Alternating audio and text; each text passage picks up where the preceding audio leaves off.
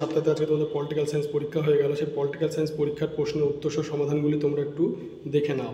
Political science দেখতেই পাচ্ছ 2025 এইচএসের প্রশ্ন। তো তোমাদের প্রথমে যে এমসিকিউটি রয়েছে সেটি হলো ন্যাটো জোটের পাল্টা জোটের নাম কি? এটা হবে ওয়ার্স। তারপরে হচ্ছে তোমার 2 থেকে চার্চিল তার বিখ্যাত যে ফুলটন ভাষণটি দিয়েছিলেন, এটা হবে 1946 সালে।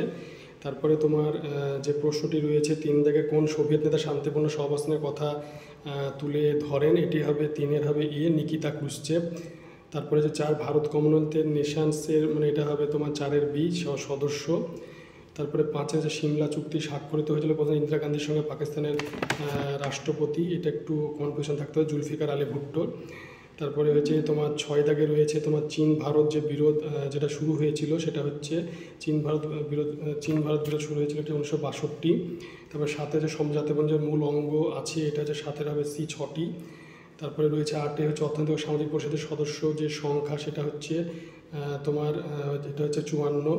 তারপরে 9-এ রয়েছে সমঝোতাবন্ধের সদর দপ্তর অবস্থিত, এটা হচ্ছে তোমার নিউ ইয়র্কে। তারপরে হচ্ছে তোমার 10-এর সমঝোতাবন্ধের সনদে কতগুলি ধারা আছে? এটা হবে ডি 111টি। তারপরে হচ্ছে উপরাষ্ট্রপতির পদচ্যুতির যে প্রস্তাব উত্থাপিত হয়, এটা হবে তোমার লোকসভায়। তারপরে হচ্ছে ভারতের কেন্দ্রীয় মন্ত্রীর সাবেক কার্যকালের মেয়াদ কত বছর? এটা হচ্ছে 12 হবে বি 5। তারপরে হচ্ছে 13-তে হচ্ছে রাজ্যসভার ড্যাশ অংশ সদস্য প্রতি 2 বছর অন্তর অবসর গ্রহণ করে, 13 হবে সি 1-এর 3। তারপরে হচ্ছে 14 দাগে রয়েছে পশ্চিমবঙ্গ বিধানসভা নির্বাচিত যে সদস্য সংখ্যা, সেটা হবে 294। হাইকোর্টের বিচারের অধীন কোন এলাকাটি নেই? এটি হবে মূল এলাকা। তারপরে হচ্ছে তোমার সুপ্রিম কোর্টের বিচারপতি পদচ্যুত করতে পারেন, এটা 16 হবে সি তোমার সংসদ। তারপরে 17 দাগে হচ্ছে ক্রেতা সুরক্ষা যে আইন, এটা একটু কনফিউশন আছে, দুটোর মধ্যে একটা দেখতে হবে এটা। তারপরে হচ্ছে তোমার 18-তে যে ভারতের প্রথম প্রধান বিচারপতি ছিলেন, এটা হবে হরিলাল জে কানিয়া। 19-এ রয়েছে কোন ধারা বলে সুপ্রিম কোর্ট মৌলিক অধিকার রক্ষায় লেখ জারিত করতে পারে? এটা হবে 19-এর হবে তোমার 32 নম্বর। 20-তে রয়েছে তোমার ভারতের প্রাচীনতম যে হাইকোর্ট, সেটা কি? 20-তে হবে কলকাতা হাইকোর্ট। তারপর মিউনিসিপ্যাল কর্পোরেশনের আমলাতান্ত্রিক যে প্রধান, সেটা কি হবে? এটা হবে তোমার সি কমিশনার। তারপরে যে 22-এ কলকাতা কর্পোরেশনের যে মোট ওয়ার্ড সংখ্যা, সেটা কী হবে? 22-এর হবে তোমার 144। তারপরে রয়েছে 23-এ রয়েছে প্রতিটি গ্রাম পঞ্চায়েত যে গঠিত হচ্ছে, সেটা হবে 5 থেকে 30। তারপরে যে পঞ্চায়েত সমিতির প্রশাসনিক যে প্রধান যেটা রয়েছে, সেটা কী হবে? 24-এর হবে বি সভাপতি।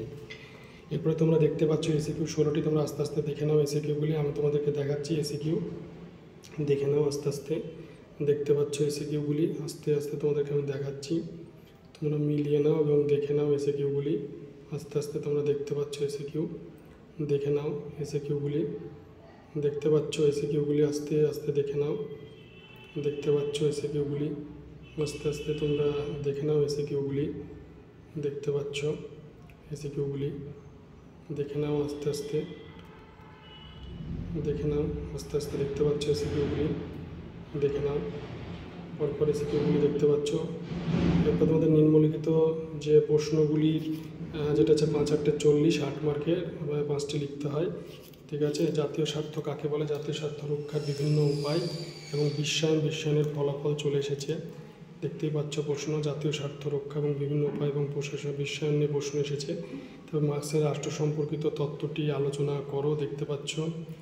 তারপরে তোমরা দেখতে পাচ্ছ এককোষী আইনসভার পক্ষে পূর্ণ ক্ষমতা স্বতন্ত্র প্রয়োগ, রাষ্ট্রপতি জরুরি অবস্থা, তারপরে মুখ্যমন্ত্রী, তারপরে সংসদ বা পার্লামেন্ট যেটা আইন পাশের পদ্ধতি, বিধানসভার ক্ষমতা কার্যাবলী চলে এসেছে। তো দেখতে পাচ্ছ প্রশ্নগুলি। তোমরা ভিডিওটি বেশি করে শেয়ার করবে, চ্যানেলটিকে অবশ্যই সাবস্ক্রাইব পাশে বেল বাটন প্রেস করতে পরবর্তী ভিডিও নোটিফিকেশন তোমাদের কাছে পৌঁছে যায়।